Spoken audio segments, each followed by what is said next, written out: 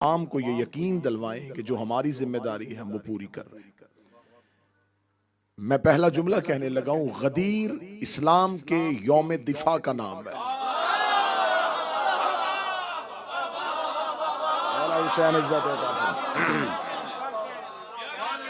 गदीर इस्लाम का यौम दिफा। रसूल अल्लाह ने उम्मत को बता दिया कि क़यामत तक अब इस्लाम महफूज हाथों में है। गदीर एक दिन का नाम नहीं, गदीर एक निजाम है, गदीर एक तसलसल है। लेकिन बादस गदीर उम्मत इतने टुकड़ों में तकसीम क्यों हुई?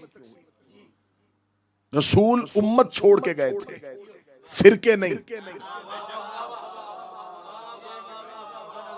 रसूल अल्लाह अपने आखिरी हज में एक पूरी जमीयत, एक उम्मत छोड़ के गए थे, फिरके नहीं छोड़ के गए। तफरीक हुई नबी के जाने के बाद। और कल की गुफ्तगू में और परसों की गुफ्तगू में मैं मुसलसल आपके सामने गुजारिश कर रहा हूं, फसाद कहते हैं अली की दुश्मनी को, इस्लाह कहते हैं अली की विलायत। फसाद का अगर आप राग़िब इस्फहानी को उठाएं, अगर आप लुगात को उठाएं, डिक्शनरी को उठाएं, तो फसाद का जो तर्जमा किया गया है वो ये है कि किसी चीज को उसके मरकज से हटाने को फसाद कहते हैं। गदीर के बाद फसाद ये हुआ कि इस्लाम को उसके मरकज से हटा दिया गया। फसाद है अली की दुश्मनी का नाम, इस्लाह है अली की दोस्ती और अली की विलायत का नाम। मैंने ज़ियारत जामिया का जुमला पढ़ा कि मौला फरमाते हैं कि अपनी इस्लाह करो हमारी विलायत के साथ। अब मैं सतर कहने लगा हूं, जो बंदे पहला नतीजा सुनना चाहते हैं, मौला फरमाते हैं अपने आमाल की इस्लाह करो हमारी विलायत के साथ। हमारी विलायत के साथ अपनी इस्लाह करो, अपने अमलों से हमारी विलायत की इस्लाह न करो। जो हाथ उठ गया सैयदा, इस हाथ को हमेशा सलामत रखो। इस्लाह है अली की विलायत का नाम, इस्लाह करनी है अली की विलायत से। अली की विलायत की इस्लाह नहीं करनी, विलायत अली से अपनी इस्लाह करनी है।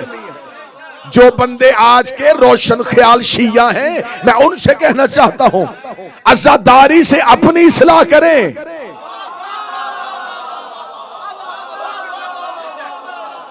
आप अज़ादारी की इस्लाह न करें। आप ये ना कहें ये होना चाहिए, ये नहीं होना चाहिए। अज़ादारी से पूछें कि अज़ादार कैसा होना चाहिए।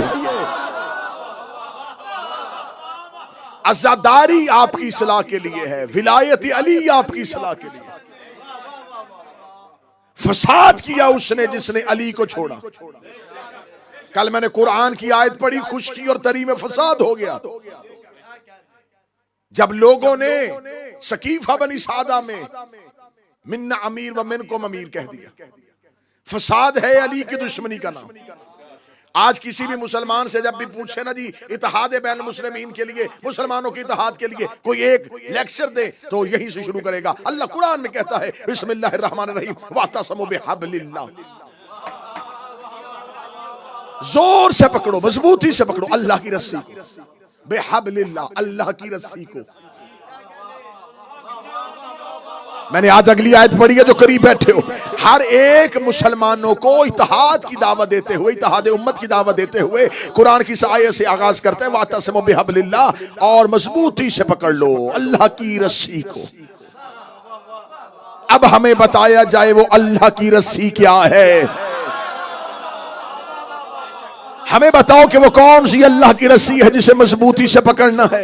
या तो ये कहा जाए कि कुरान ने कहा है अल्लाह की रस्सी, तो यकीनन खाना काबा में जो जंजीर लटक रही है ये अल्लाह की रस्सी होगी, क्योंकि मुझे हजरत आदम से लेके खातम तक, खातम से लेके 11वीं हुज्जत तक, 11वें से लेके 12वें की गैबत सुगरा से लेके गैबत कुबरा तक हमें तो आज तक नजर नहीं आया कि आसमान से लैलतुल कदर में कोई रस्सी लटक रही हो और उसे कहा हो कि इस रस्सी को पकड़ लो, इस रस्सी को मजबूती से थाम रखो। खुदा ने बेहबलिल्लाह कहा है कि मजबूती से थाम लो अल्लाह की रस्सी को। वो अल्लाह की रस्सी कौन सी है? क्या वो नमाज है? क्या वो रोजा है? क्या वो ज़कात है? क्या वो हज है? मदीने की मस्जिद में एक शख्स ने नबी से पूछा, या रसूल अल्लाह मा हबलिल्लाह, हमें बताइए अल्लाह का हबल क्या है, ये अल्लाह की रस्सी क्या है? इतना कहना था, या रसूल ने मजमे से अली को उठाया, अली को मिंबर के करीब बुलाया, अली का हाथ पकड़ रसूल ने उठाया, फरमाया हाज़ा अली हबलिल्लाह, ये अली अल्लाह की रस्सी है, ये अली अल्लाह की रस्सी है। खुदा कुरान में कह रहा है अली वलीउल्लाह पढ़ लो ताकि फिरकों में ना बटो।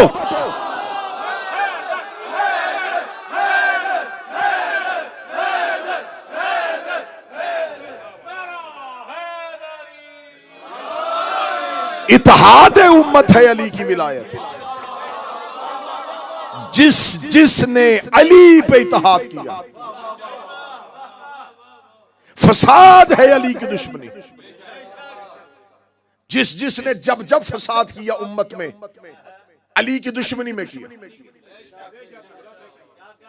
मैं इस्लाम से पहले की नहीं, इस्लाम के बाद, गदीर के बाद की बात कर।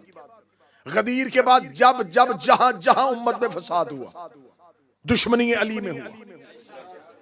अली की दुश्मनी में फसाद करते करते यहां पहुंच गए कि अली के मुकाबले पे कुरान नेज़ों पे उठाया,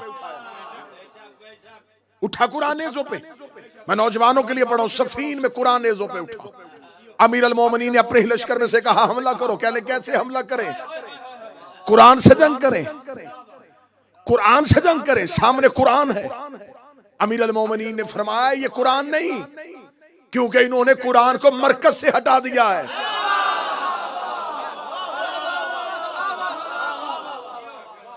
ये कुरान नहीं है, क्योंकि ये कुरान को उसके मरकज से हटा रहे हैं, ये फसाद कर रहे हैं।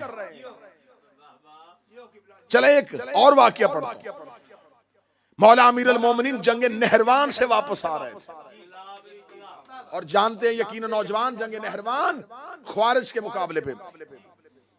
ख्वारिज कौन थे? ख्वारिज जाके नहजुल बलागा उठाइएगा, ख्वारिज की निशानियां पढ़िएगा, ख्वारिज की निशानियां पढ़िएगा, फिर आपको अपने ही मुल्क के मीडिया पे नजर आएंगे कुछ चेहरे। ख्वारिज की निशानियां जो है वो निशानियां क्या थी? लंबी दाढ़ियां, माथे पे सजदों के निशान, हाथों पे तस्बीहां, नमाज के पाबंद, अहकामात इलाहिया को बजा लाने वाले, इतनी कसरत से इबादत करते थे। इन्हें खबर थी कि दुनिया अली की तरफ माइल हो रही है अली की इबादत की वजह से। इन्होंने अपना एक आबिद और एक जाहिद चेहरा जमाने के सामने पेश किया, लेकिन अंदर दुश्मनी अली थी। मौला अमीर अल मोमिनीन ने इनके साथ एक जंग लड़ी। नहरवान, एक नहर, दो नहरों के दरमियान वो जंग हुई थी, इसलिए से नहरवान कहा जाता है। मौला अमीर अल मोमिनीन ने उस जंग में जाने से पहले कहा था, ये जितने भी ज्यादा हैं इनमें से 9 से ज्यादा बचेंगे नहीं, हमारे 9 से ज्यादा मरेंगे नहीं। इसे कहते हैं अली। इनके 9 से ज्यादा जिंदा नहीं रहेंगे, हमारे 9 से ज्यादा मरेंगे नहीं। मौला अमीर अल मोमिनीन जंग नहरवान से वापस पलट रहे थे। पलटते हुए अली बगदाद के करीब एक जगह है, उस मस्जिद को आज भी कहते थे मस्जिद बरासा। वहां पर अमीर अल मोमिनीन पहुंचे, ज़ोहरैन का वक्त था। अली ने जोहर की नमाज पढ़ी।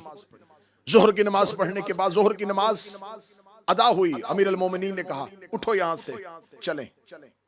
लश्कर ने कहा या अली असर की नमाज। अली ने फरमाया यहां असर की नमाज नहीं होगी, क्योंकि हम बाबुल की सरजमीन पे आ गए। इस सरजमीन पे नबी और नबी के वसी नमाज नहीं पढ़ेंगे। ये कहना था मौला अमीर अल मोमिनीन था। मौला के लश्कर में जुमला ज़हन में रखना कि इस्लाह करो अपने अमाल की अली की विलायत के साथ। लोग अली के लश्कर में, या अली हमें नमाज पढ़ने दीजिए। फरमा मैं कह रहा हूं कि यहां नमाज नहीं होगी। फौरन इब्लीस ने अली के लश्कर में एक खबर आम कर दी। देखा नहरवान में नमाजियों से लड़के आया और अपने ही लश्कर को नमाज नहीं पढ़ने दे रहा। 100 के करीब दस्ता अली के सामने से निकल गया। या अली हम तो नमाज अदा करेंगे, तुम्हें करनी है तो करो, मैं यहां अदा नहीं करूंगा। मौला अली के लश्कर में एक शख्स है जवेरिया, वो कहता मेरे जहन में ख्याल आया कि इन 100 के साथ नमाज पढ़ूं या अली के पीछे जाऊं। कहता अगले ही लम्हे में मैंने सोचा पढ़नी अल्लाह की है और ये अल्लाह का वली है। अमा अपनी इस्लाह करो अली की विलायत के साथ। नमाज है अल्लाह की, यह है नुमाइंदा इलाही, इसे छोड़ के कैसे नमाज पढ़ो। जवेरिया कहता है कि मेरा दिल बार बार डगमगाए, कभी जाए अल्लाह की तरफ,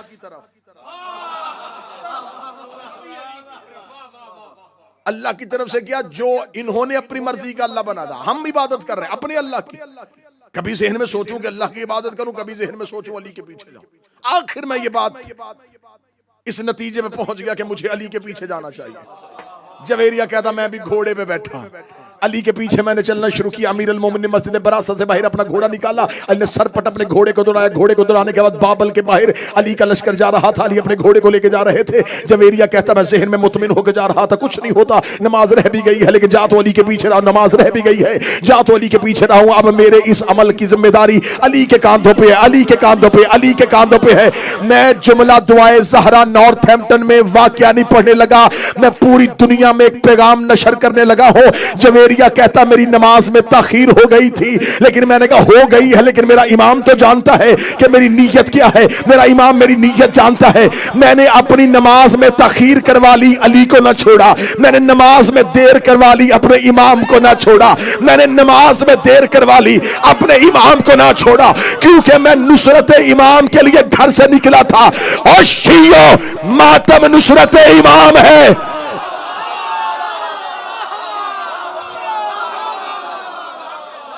मातम ना ना ना ना ना,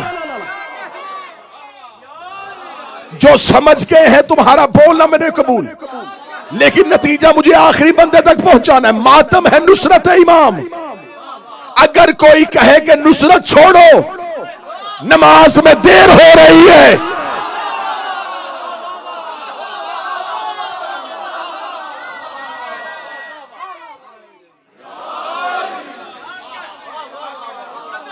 नीयत इमाम जानता था कि मातमी भी नमाज नहीं छोड़ रहा, लेकिन क्योंकि उस वक्त वो नुसरत में खड़ा हो चुका है। जवेरिया कहता मेरे जहन में ख्याल आया कि नुसरत इमाम के लिए घर से निकला हूं, जंग करने निकला था ना, इमाम के लिए निकला था, नुसरत के लिए निकला था। तो कहता मैं नुसरत के लिए घर से निकला हूं, तो कहीं नुसरत में फर्क ना आ जाए, ये ना हो कि मेरी नुसरत में फर्क आ जाए और मैं इमाम को छोड़ दूं। वो कहता मैंने कहा देर हो रही है लेकिन इमाम तो जानता है। जवेरिया कहता मैं घोड़ा दौड़ाता आ रहा था और आसमान को देखता जा रहा था। यकलख्त आसमान पे शाम की सुर्खी छा गई, आसमान पे शफक की सुर्खी छा गई, मगरब का वक्त करीब आ गया। जवेरिया कहता मेरा दिल डोलना शुरू हुआ कि सिर्फ मेरी ही कज़ा नहीं हुई, अली ने भी अपनी असर कज़ा कर ली। अली की भी असर कज़ा हो गई, अली की भी असर कज़ा हो गई, अली की भी असर कज़ा हो गई। जुमला ज़हन में रखना, इस्लाह करो अपने अमलों की हमारी विलायत के साथ। जवेरिया कहता कि अमीर अल मोमिनीन ने अपने घोड़े को रोका और मैंने आसमान की तरफ देखा, आसमान पे अंधेरा छाने के करीब आ गया, सूरज गरूब होता हुआ मगरब के सर रखा था। जवेरिया कहता मौला ने फरमाया जवेरिया जल्दी कर मेरे लिए वजू के लिए पानी लेके आ। जवेरिया कहता मैंने पानी मौला के किया, मौला का जवेरिया अजान दे। मैंने कहा मौला मगरब का वक्त हो गया है, मौला मगरब का वक्त हो गया है, मौला असर अभी नहीं पढ़ी थी या मगरब का वक्त हो गया है। इमाम ने कहा क्यों मगरब का वक्त हो गया है? जवेरिया कहता मौला सूरज चला गया। इमाम ने मुस्कुराते कहा जवेरिया तू सूरज का गुलाम है या अली का गुलाम? तू सूरज का गुलाम है या अली का गुलाम है? जवेरिया कहता इधर अली ने यह जुमला कहा, डूबता हुआ सूरज,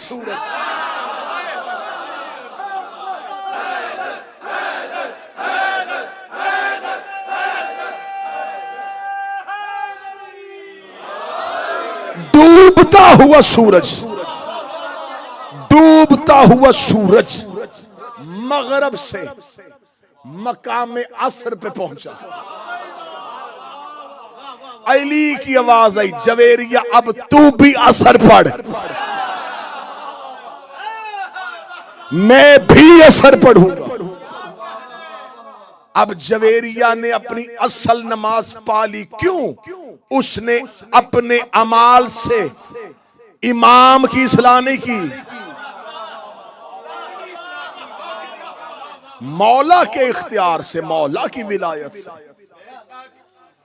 अपने अमाल की इस्लाह। एक दलील ठीक है या इससे आगे दूं? चलो इससे अगली दलील। करबला में जाओ, हजरत मौला तुम्हें लेके जाए। हजरत हबीब इब्ने मुज़ाहर, हजरत हबीब इब्ने मुज़ाहर की कब्र पे आज भी मौला इमाम हुसैन की जरी के बिल्कुल सामने दरवाजे पे दाखिल हो, पहले हबीब है। जनाब हबीब जो है हुसैन की जरी का दरवाजा है। हुर हुसैन के शहर का दरवाजा है। हबीब हुसैन की जरी का दरवाजा है। दरवाजे पे सोया हुआ ये हुसैन का गुलाम। आज भी हजरत हबीब इब्ने मुज़ाहिर की कब्र पे जाओ, हजरत हबीब इब्ने मुज़ाहिर की कब्र के ऊपर वो खत लिखा है जो हुसैन ने हबीब को लिखा था। अब मैं किताबों में, तो सब किताबों में लिखा था, मैं किताबों के नाम लेता तो मैं बहुत से नाम ले सकता था, लेकिन मैंने किताबों से ज्यादा बेहतर मजबूत रेफरेंस तुम्हें दे दिया कि ये खत कब्र हबीब पे लिखा हुआ है। कब्र हबीब के ऊपर आज भी वो खत लिखा है जो हुसैन इब्ने अली ने जनाब हबीब इब्ने मुज़ाहिर को लिखा था और कूफा से उनको बुलवाया था। उसका पहला जो खिताब है हुसैन इब्ने अली का, वो है अस्सलामु अलैका या रजुल फकीह। सरना हलाओ, मैं जिगर का लहू दे रहा हूं तुम्हें। हबीब इब्ने मुज़ाहिर को लिखा हुसैन इब्ने अली ने, ए मर्द फकीह, हम मानते हैं उसे जिसे हुसैन फकीह कहते हैं।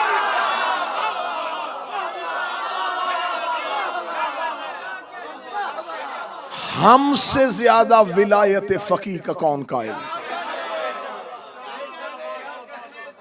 हुसैन इब्ने अली ने कहा, ए रजुल फकीह, तुम पर मेरा सलाम। ए मर्द फकीह। जनाब हबीब बुजुर्ग थे, ज़ईफ थे। हुसैन शेख कह सकते थे। ए मर्द बुजुर्ग, बुजुर्ग ने कहा। हुसैन इब्ने अली ने जनाब हबीब को जिस एक फजीलत से याद किया वो है फकीह। रुकना अब यहाँ पे, बात यहाँ पे आज नतीजा मेरा ख्याल है कि आज इसी बात में बेशक 2 घंटे गुजर जाए, नतीजा निकालते हैं। फकीह किसे कहते हैं? मैंने फौरन फिक़्ह की किताबें उठाई कि फकीह किसे कहते हैं।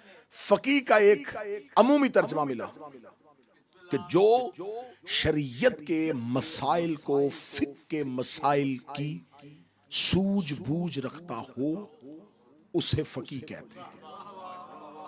जो दीन के बारे में सूझबूझ रखता हो, बच्चे अगर जो ब्रिटिश बच्चे हैं, अगर सूझबूझ नहीं, कुछ अवेयरनेस हो, दीन के बारे में अवेयरनेस हो, उसको पता हो कि ये क्या है, इसके इस मसले का हल क्या है, उसे फकीह कहते हैं। अब मैंने जब ये तर्जमा पढ़ा कि फकीह उसे कहते हैं जो दीन में सूझबूझ रखता हो, तो मुझे फकीह का तर्जमा तो मिल गया, लेकिन बात हजम नहीं हो रही।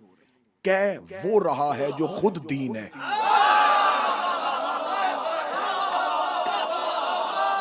क्या वो मौला हुसैन सलाम।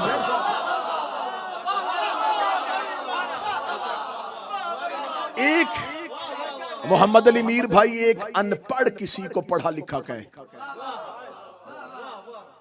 पढ़ा लिखा किसी को पढ़ा लिखा कहे, अवाम किसी को मौलाना कहे ये और है। मौलाना किसी को मौलाना कहे, आलिम किसी को आलिम कहे, तो ये और है। यहां मसला ये है कि आम शख्स हबीब को फकीह नहीं कह रहा, वो कह रहा है जो खुद दीन है। फिर मैंने कहा शायद हुसैन इब्ने अली ने जनाब हबीब की फुकाहत से हुसैन मुतासिर हुए हों कि हबीब बहुत अच्छा फकीह है। बादशाह हुसैन की इज्जत कसम, मैं हूं तो इमाम हुसैन का सबसे छोटा जाकर, मैंने असहाबे हुसैन पे लिखी हुई छोटी सी किताब से लेके बड़ी किताब तक हर एक किताब को खंगाला। ये राज मुझे 2 साल पहले मिला था जब मैंने असहाबे हुसैन पे एक अशरा पढ़ा था। मैंने 10 मजालिस पढ़ी थी असहाबे हजरत इमाम हुसैन पे कि इमाम हुसैन के असहाब में क्या क्या खासियत और क्या क्या फजीलत थी। जब मैं हजरत हबीब इब्ने मुजाहिर पे अपनी रिसर्च कर रहा था तो मैंने जब मर्द फकीह पे आया तो मैंने पहले फकीह का तर्जमा पढ़ा। तर्जमा पढ़ने के बाद फिर मैंने कहा यकीनन जनाब हबीब जो है वो अपने दौर में बहुत बड़े फकीह होंगे और हुमायूं हुसैन उनकी इस फजीलत से मुतासिर होंगे। मैंने हबीब की पूरी जिंदगी सवाने हयात पढ़ी। मुझे हबीब की हर सवाने हयात में कहीं भी एक वाक़या नहीं मिला कि हबीब कूफे में बतौर फकीह मशहूर हो।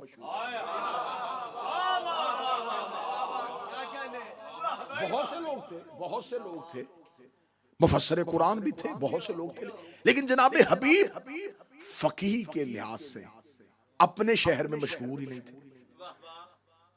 तो जब हजरत हबीब फकीह के लिहाज से मशहूर नहीं थे, हुसैन ने मर्द फकीह क्यों कहा? फिर मैंने ढूंढना शुरू किया कि शायद फकीह उस दौर में इसका तर्जमा और हो और इस दौर में और। मुझे फकीह का तर्जमा ढूंढते ढूंढते ढूंढते मरअशी नजफी कुम में आलिया के जनाब मासूमा के हर्रम में मदफन वो आलिम दीन जिसने पूरी जिंदगी हर्रम में मासूमा में नमाज पढ़ाई, जिसकी लाइब्रेरी आज भी तौलाबे कुम के लिए एक इदारा है। सबसे बड़ी लाइब्रेरी मजहब जाफरिया के उलमा में से आकाए मरअशी की है। मरअशी ने फकीह की तारीफ करते हुए इन तमाम तारीफों से अलहदा एक इस्तिलाह पेश की। उन्होंने कहा फकीह उसे कहते हैं जिसके सामने एक वक्त में 2 अमल आए और उससे ये खबर हो कि इनमें से पहले क्या करना है।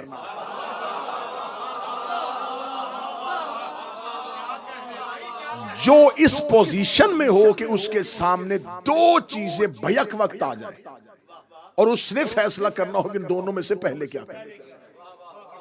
मसलन एक शख्स नमाज पढ़ रहा था या पीछे से किसी शख्स ने कहा कि मैं मर रहा हूं।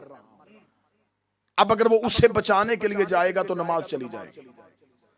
अब इस लम्हे वो फैसला कौन करेगा कि मुझे नमाज बचानी है या उस शख्स को बचाना है, डूबते हुए शख्स को बचाना है या इबादत करनी है, मुझे अपना रोजा बचाना है या किसी इंसान के सामने उसकी इज्जत और जान को बचाना।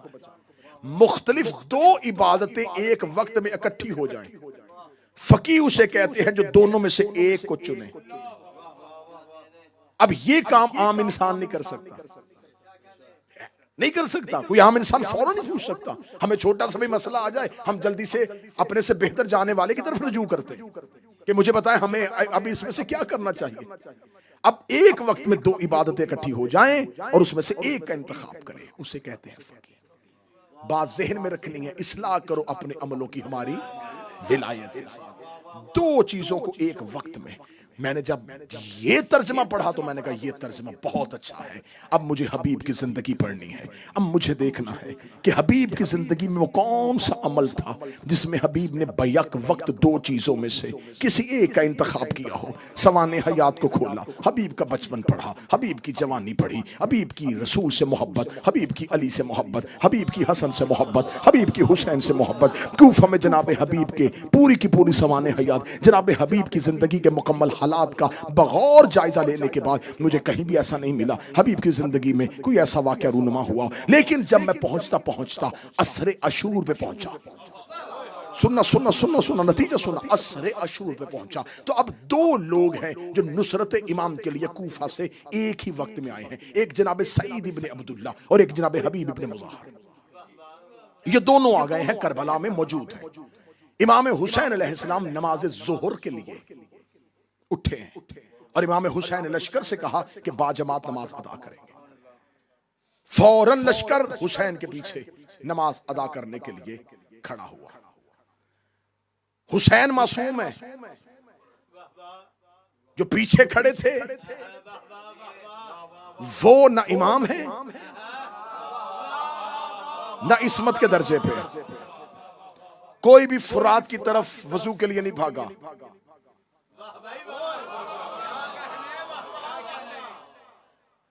और ये जख्मी भी हैं, इनमें से कुछ तीरों के साथ जख्मी हो चुके हैं, बदन पे खून है।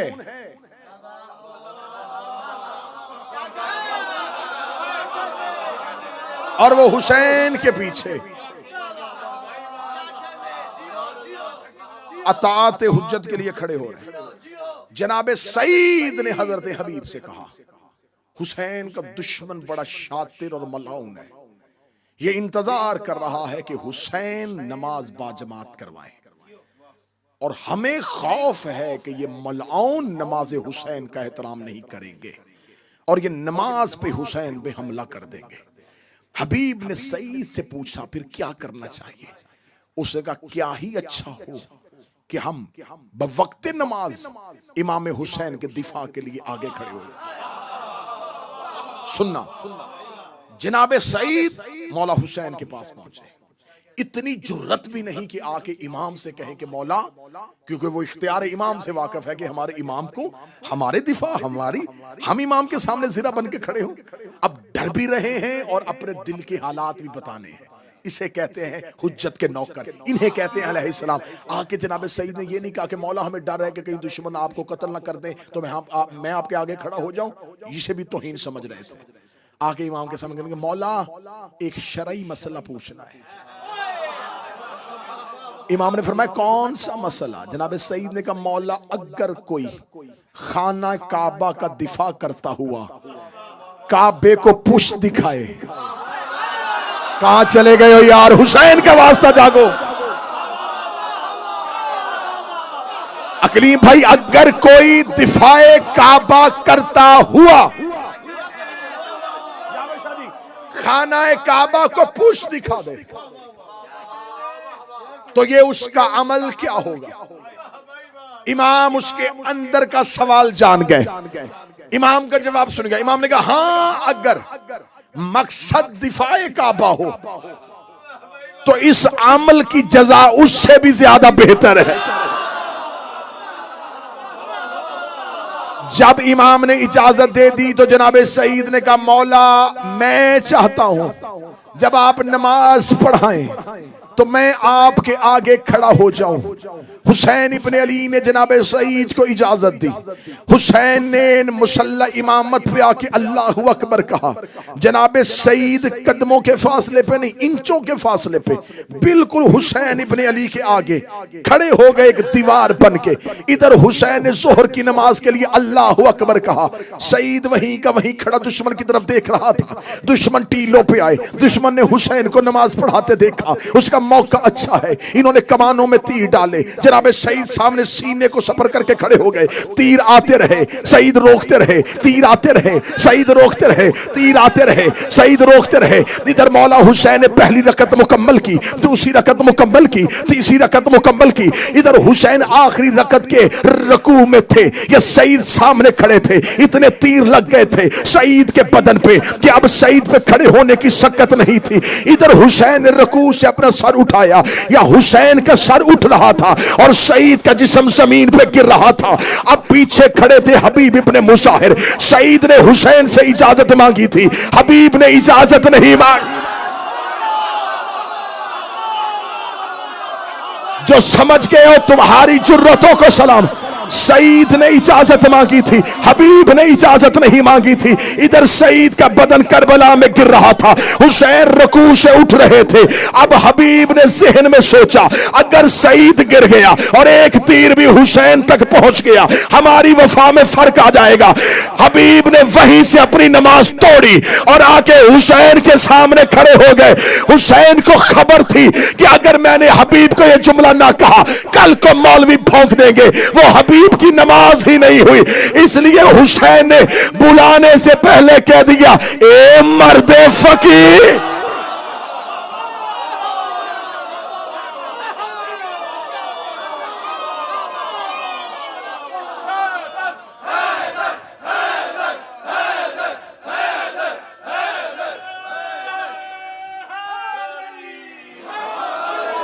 हुसैन जानते थे।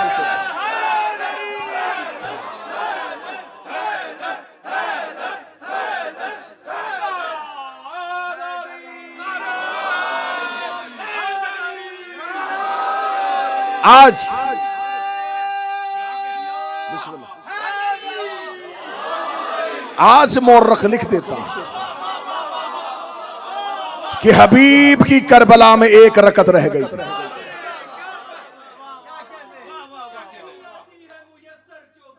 सुभान अल्लाह।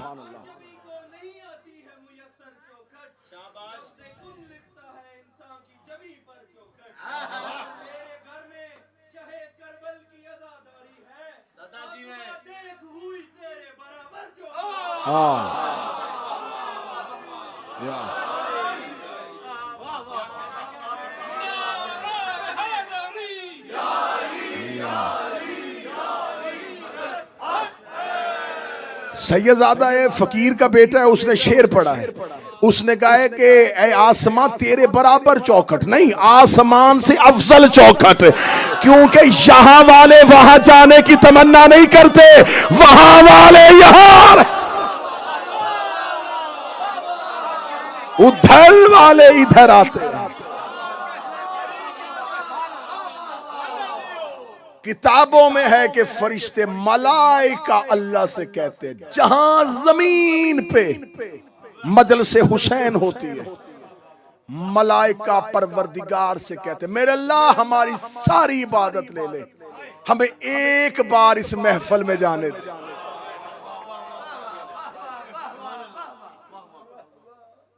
ये मलाइका की सजदागाह है। बादशाह हुसैन इन हाथों को सलामत रखे। हुसैन इब्ने अली जानते थे, कल कह देगा मुअर्रख कि हबीब की करबला में एक रकत रह गई थी। हुसैन ने बुलाने से पहले फकी कह दिया, क्योंकि हबीब ने अपनी नमाज से हुसैन की इस्लाह नहीं की। हबीब ने अपना अमल नहीं बचाया, हबीब ने अपनी हुज्जत को बचाया। इस्लाह करो अपने अमलों की हमारी विलायत के साथ। विलायत आले मोहम्मद हमारे अमाल की इस्लाह का नाम है, हमारे अमाल में लड़ाई का नाम नहीं। शिया कौम इस्लाह अपनी करे अली की विलायत के साथ। शिया कौम में कोई और मसला इतना एतराज वाला नहीं, इतना किसी मसले पर इख्तलाफ नहीं शिया मजहब में हुआ जितना विलायत अली पे हो रहा है।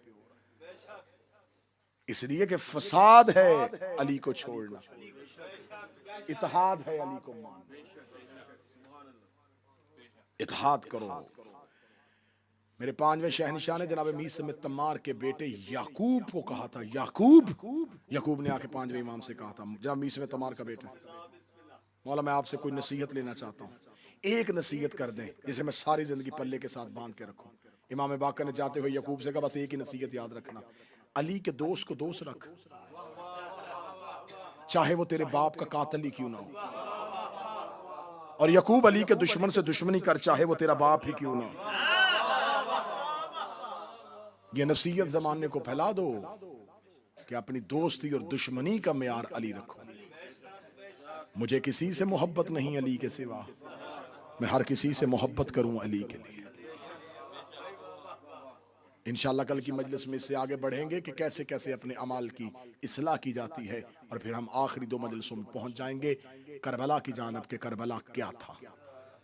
करबला तहरीक थी, करबला जंग थी, करबला वाकया था, या करबला लड़ाई थी।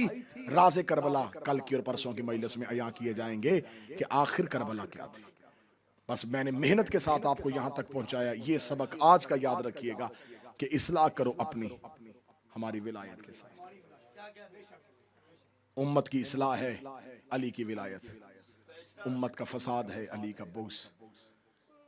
इसी अली के बुग़्ज़ से इन्होंने अली के बदले अली की बेटियों से लिया।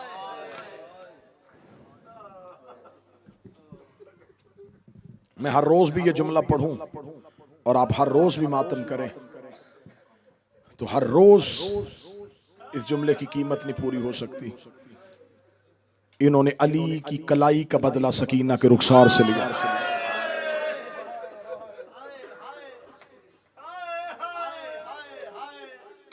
आज के दिन के लिए अगली सतर देने लगा हूं। सतर महफूज करना, हाय कह देना, सीने पे हाथ मार लेना, माफी मांग के सर झुका के 2 आंसू गरीब करबला को दे देना।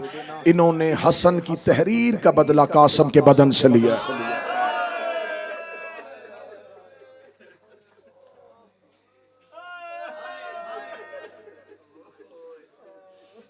मैं गुफ्तगू करना चाह रहा था लेकिन बात तवील हो गई। जनाब इमाम हसन अलैहिस्सलाम पर जो मौरखीन इल्ज़ाम लगाते हैं उनमें से 1-2 का जवाब देना चाह रहा था। चले मैं सरसरी जवाब दे देता हूँ। पहला जवाब यह है कि इमाम हसन अलैहिस्सलाम के नस्ल में इमामत क्यों नहीं आई, इमामत नस्ल हुसैन में क्यों आई।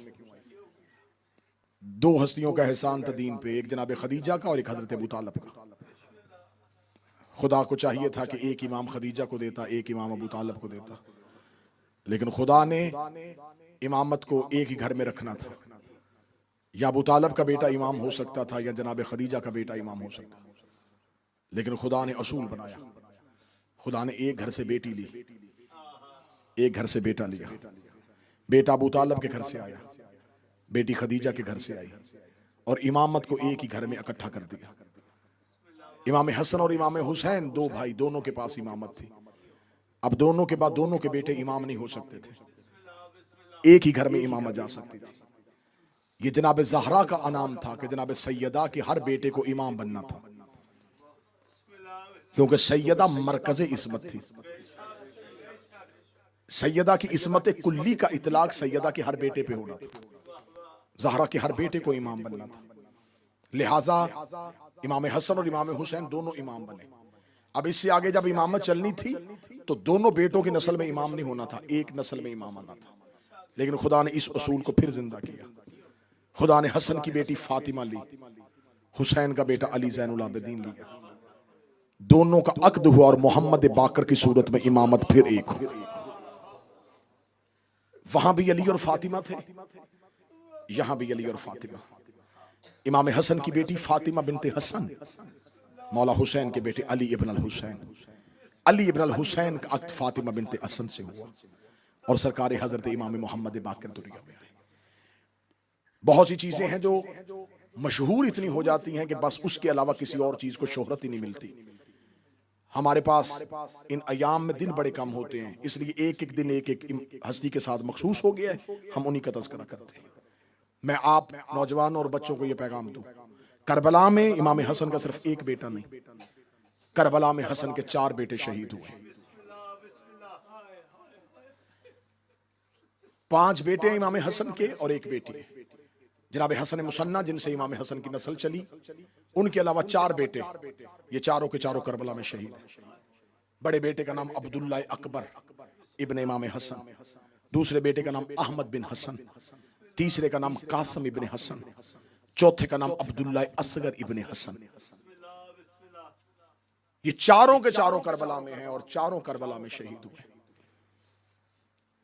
ज्यादा मशहूर, ज्यादा शोहरत जनाब कासम की है। जनाब कासम की शहादत भी बड़ी दर्दनाक है, लेकिन जनाब कासिम की एक छोटा भाई अब्दुल्ला असगर, आप अरबों में जाएंगे ना जी, तो अरब जो है वो जनाब अली असगर, जिनका गहवारा हम बरामद किया है, उन्हें अब्दुल्लाहुल रजी कहते हैं। आप करबला में भी मकाम असगर पे जाएंगे, अब्दुल्लाहुल रजी, रजी कहते हैं दूध पीने वाला बच्चा। तो जनाबे अली असगर अब्दुल्ला है लेकिन अल रजी। इमाम हसन का एक बेटा है अब्दुल्ला अल असगर, दोनों असगर हैं, हुसैन का बेटा भी असगर है, हसन का बेटा भी असगर है। लेकिन अरब इन दोनों में फर्क डालने के लिए उसे अब्दुल्ला अल रजी कहते हैं, दूध पीने वाला अब्दुल्ला। ये जो हसन का बेटा अब्दुल्ला था, जो जनाबे कासिम का छोटा भाई था, ये कमसिन था, लेकिन इतना कमसिन नहीं था। इसकी शहादत कब हुई है? इसकी शहादत हुई है बिल्कुल इमाम हुसैन की शहादत के साथ। इनकी वालिदा खैमे के दर पे बैठी थी जब हुसैन ने हल मिन नासर की सदा दी। इस बच्चे ने हुसैन की गुर्बत की सदा सुनी। ये मां की गोद से निकल के मक्तल की जानब दौड़ा। किताबें कहती हैं पहली बार ये शहादत सुन रहे हो जब ये बच्चा दौड़ा है, हजरत अब्दुल्ला इमाम हसन का बेटा कासिम का छोटा भाई, जब ये दौड़ा है ना हुसैन इब्ने अली की जानब, उस वक्त मौला हुसैन की पुश्त पे कातल सवार था। ये बच्चा बड़ा छोटा था, इससे और कुछ ना हुआ, इसने एक पत्थर उठाया और पत्थर उठा के कातल के सर पे मारा। उस कातल की पेशानी फट गई।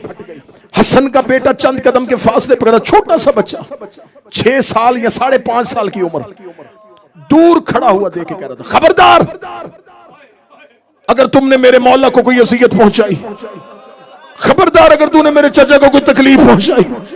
इसने कातल की पेशानी पे पत्थर मारा, हुसैन के कातल का सर फटा, हुसैन का कातल हुसैन के सीने से उतरा, हुसैन खाक से उठे। हुसैन ने कहा जनाबे अब्दुल्ला को जा मां के पास वापस चला जा।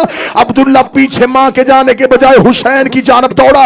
ये दोनों हाथ फैला के हुसैन की जानब आ रहा था, या कातल ने तलवार से इसके दोनों बाजू कलम किए। इस अब्दुल्ला के सर पे भी हुरमल ने तीर मारा था।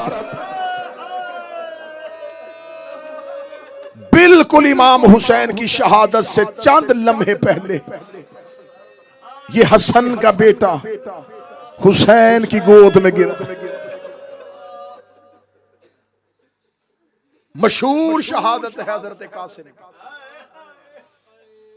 हजरत कासिम की हयात तैयबा 13.5 या 14 साल, मौरखीन का इत्तिफाक, क्योंकि जब इमाम हसन की शहादत हुई है जनाब कासिम की उम्र 3 साल थी। ज़ाहरी हयात तैयबा 13.5 या 14 साल।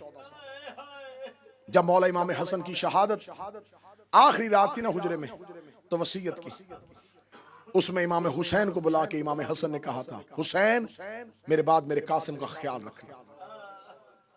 ये बात भाई ने भाई को नहीं की। उस लम्हे इमाम हसन इमाम थे।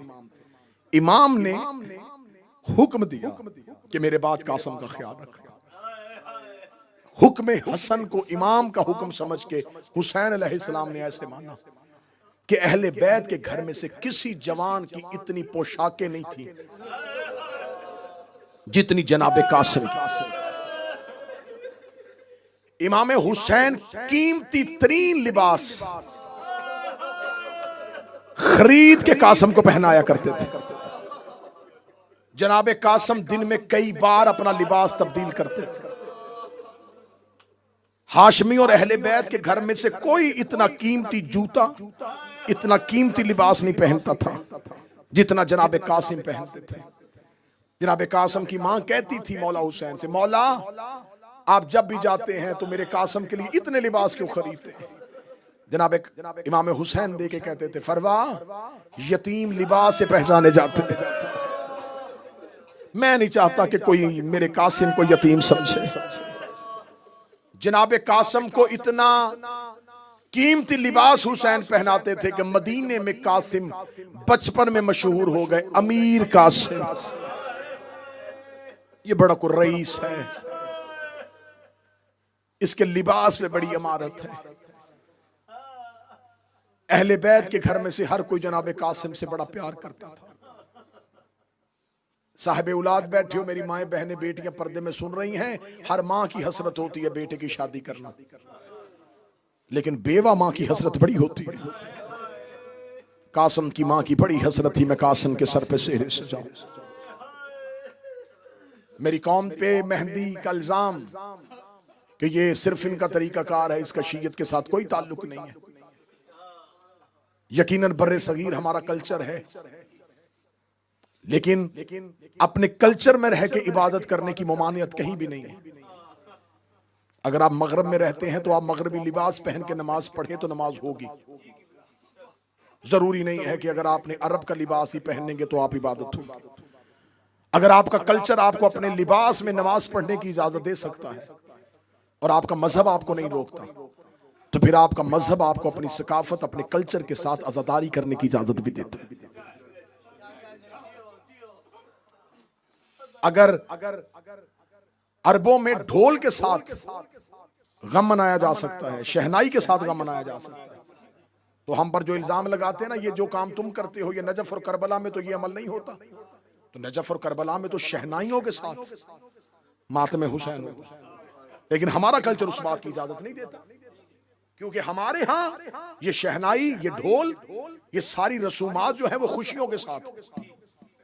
अरबों की यहाँ शहनाई का ताल्लुक गम के साथ भी है, उनके यहाँ ढोल का ताल्लुक मुनादी के साथ है, निदा के साथ है, लोगों को इकट्ठा करने के लिए। लिहाजा जब वही हमारे कल्चर में आता है तो वो एक खुशी की रस्म बन जाता है, लेकिन वही फेल जब अरबों में जाता है तो वो गम के लिए।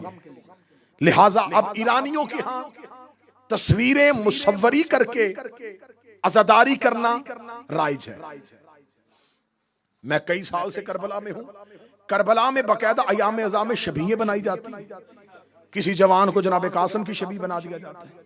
ऐसा काम हम अपने कल्चर में नहीं कर सकते, क्योंकि हमारी अकीदत इस बात की इजाजत नहीं देती कि हम किसी इंसान की निस्बत भी उनके साथ दे दें।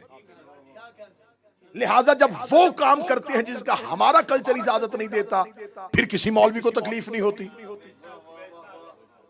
लेकिन जब हम कोई अमल करें तो फौरन कहते दी ऐसा तो है ही नहीं। आज भी करबला में चले जाओ, आज भी खैमा गांव में जनाब कासिम का जो हुजरा है उसके ऊपर लिखा हुआ हुजरा अरूसी, शादी वाले दुल्हे का हुजरा।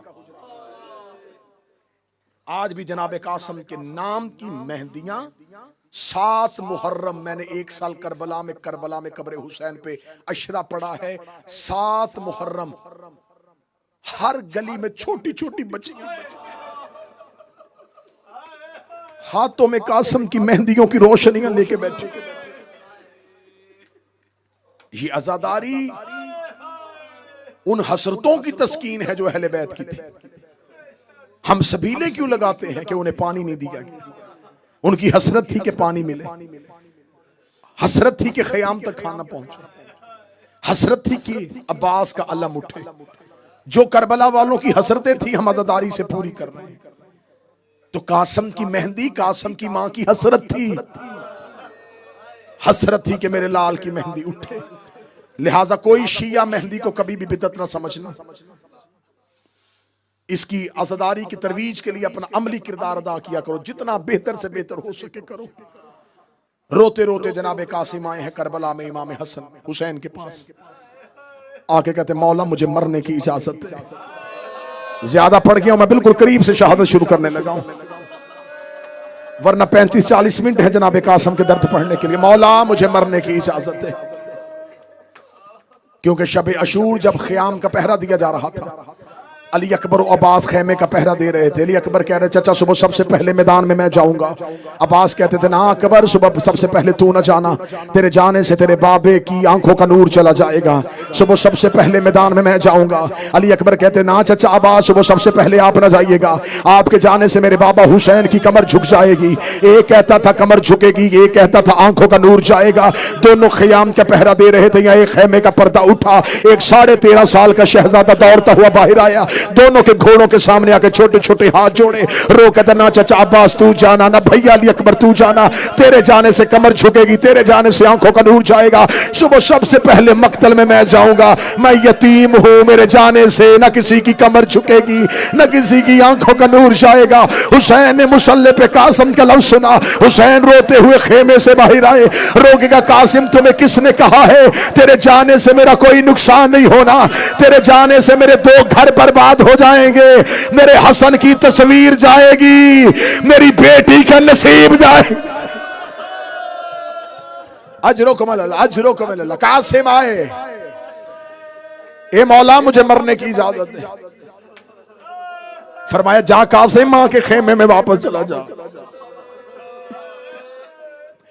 मैंने मक्तले करबला को गौर गौर से हर्फ हर्फ करके पढ़ा है। जनाब हर कोई जाता था तो हुसैन क्या कहते थे? हुसैन कहते थे अभी नहीं लड़ना, अभी थोड़ी ताखीर है। कासिम जब भी गए हुसैन सर झुका के कहते जा मां के खेमे में चला जा। कासिम तेरी मां तेरे सहारे पे जिंदा है, कासिम तेरी मां तेरे आसरे पे जिंदा। आखिरी बार जनाबे कासिम आए, इमाम हुसैन ने कहा मां के खेमे में वापस चले जा। जनाबे कासिम आए, अम्मा 7 बार गया हूं, मौला मुझे मैदान में नहीं भेज रहे। जनाबे फरवा ने सर पे चादर ली, कासिम का हाथ पकड़ा, हुसैन के खेमे में गई। जनाबे फरवा को आते हुए देखा, बड़ा एहतराम था हुसैन की नजर में जनाबे हसन की ज़ौजा का।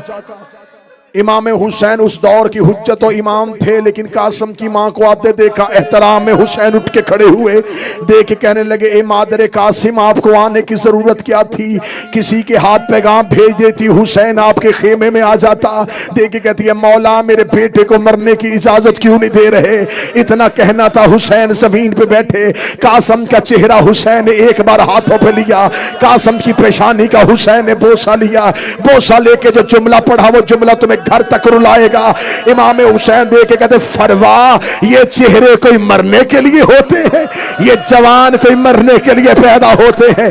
बीबी देख के कहती है जहां तू इतनी कुर्बानियां दे रहा है वहां मेरे बेटे को भी भेज दीजिए। ये कह के बीबी फरवा ने कासिम के बाजू से एक तवीज खोला, तवीज खोल के हुसैन के हाथ में रखा। आवाज आई क्या है ये? कासिम की मां देख के कहती जब 28 सफर को जहर मिली हुई थी मुझे कहा था आ मैं तुझे एक तहरीर लिख दूं, जब मेरा करबला में हुसैन अकेला हो जाए उसे मेरी तहरीर दिखा देना।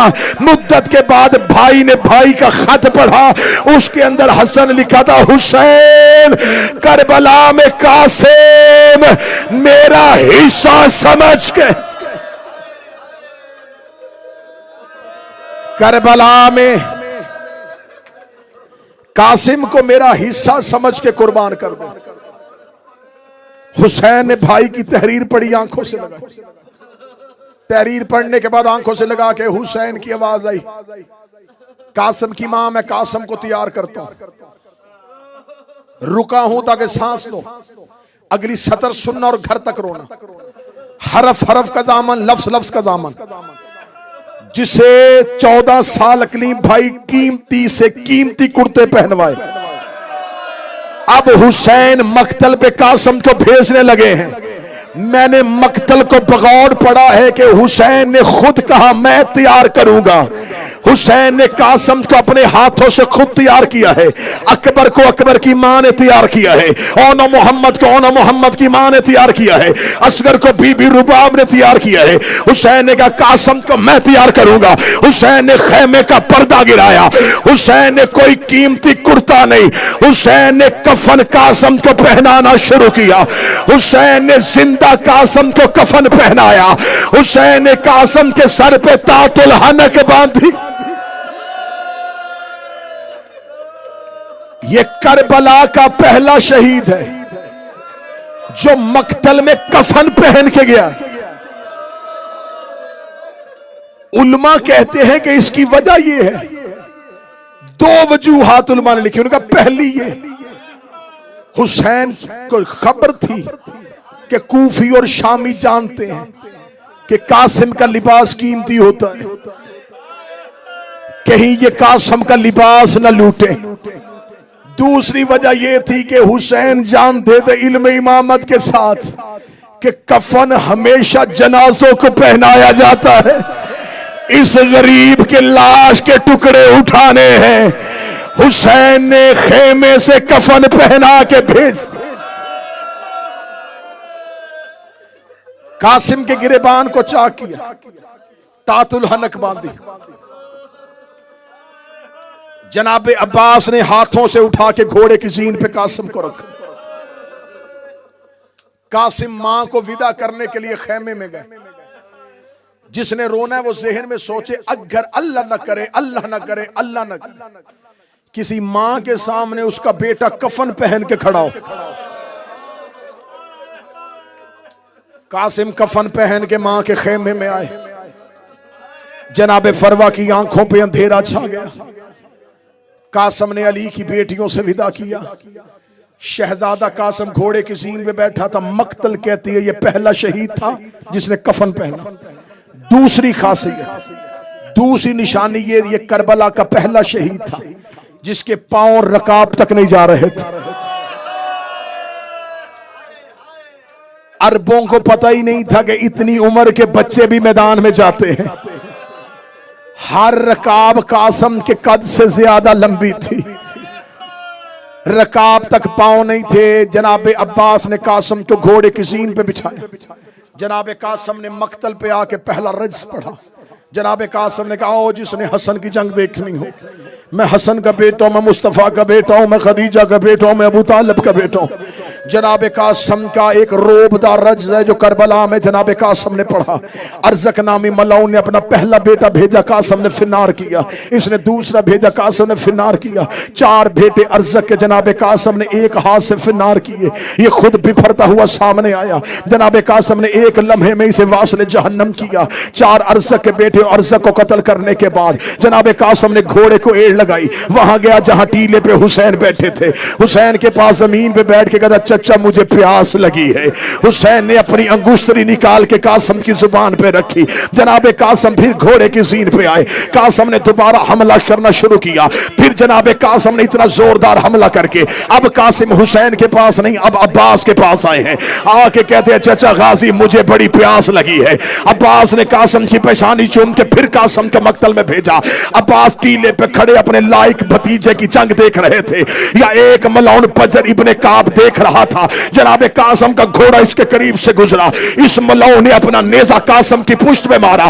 कासिम की पुश्त से नेजा निकल के कासिम के सीने से निकला। जनाबे कासिम ने घोड़े से गिर देगा चचा मैं गिर गया। जनाबे कासिम का इतना जुमला कहना नारा देख रहा मेरी तरफ। अभी कासिम घोड़े की जीन से गिर रहे थे। कासिम के पांव रकाबों में फंस गए। इन बेगैरतों ने कासिम के घोड़े को दौड़ाना शुरू किया। कासिम का घोड़ा करबला में दौड़ा। हुसैन टीले से भागे।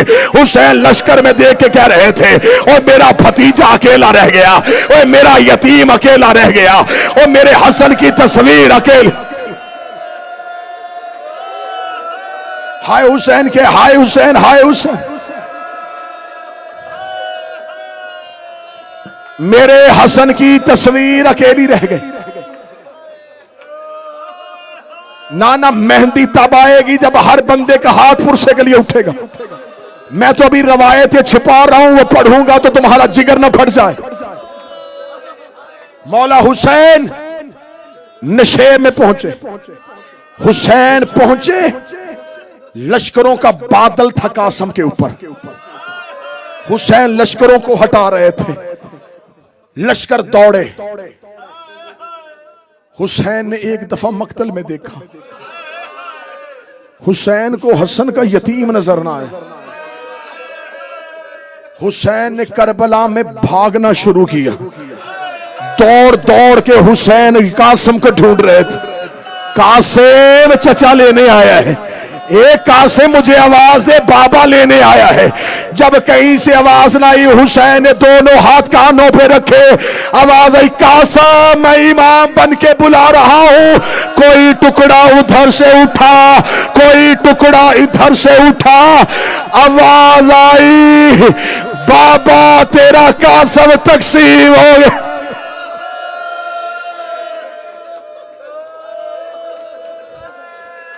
एक रिवायत अभी मैंने रोकी, एक रिवायत मैंने रोकी।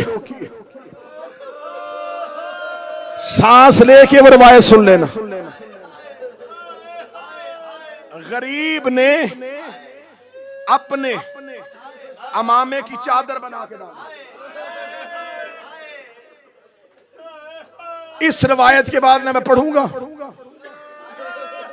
ना इस रिवायत के बाद तुम सुन सकोगे।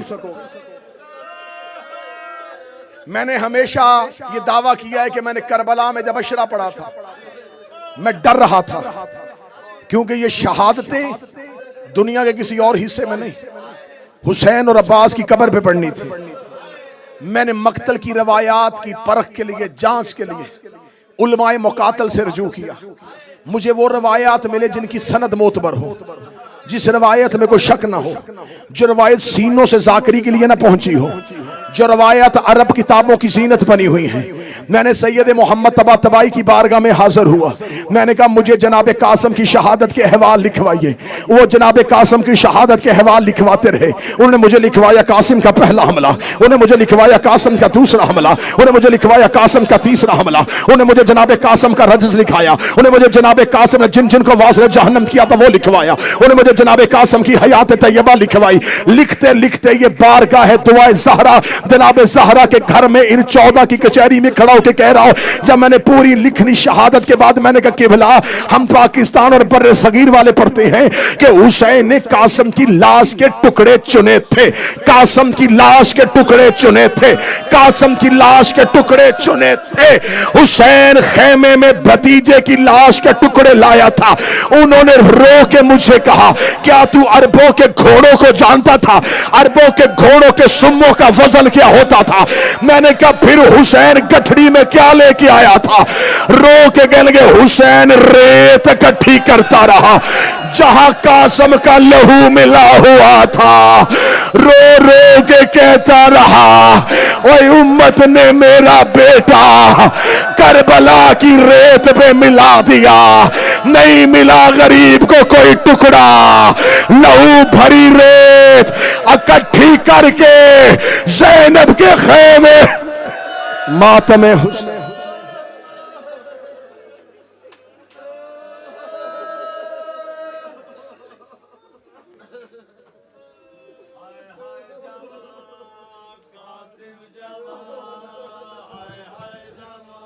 रेता च डुल गई मिट्टियां च रुल गई, मानूर आवे कासिम दी मेहंदी।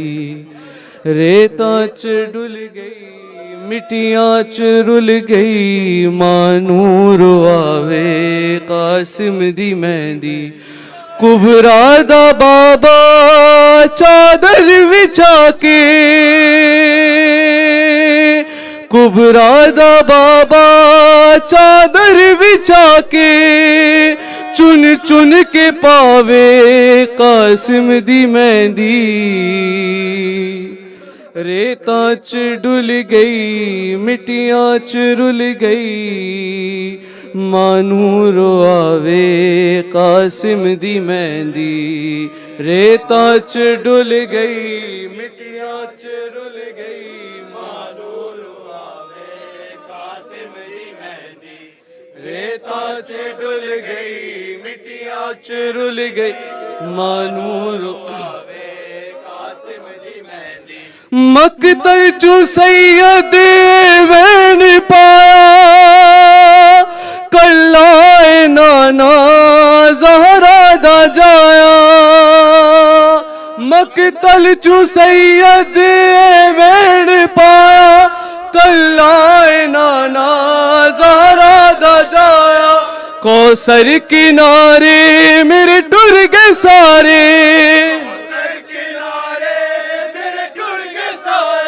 केड़ा उठावे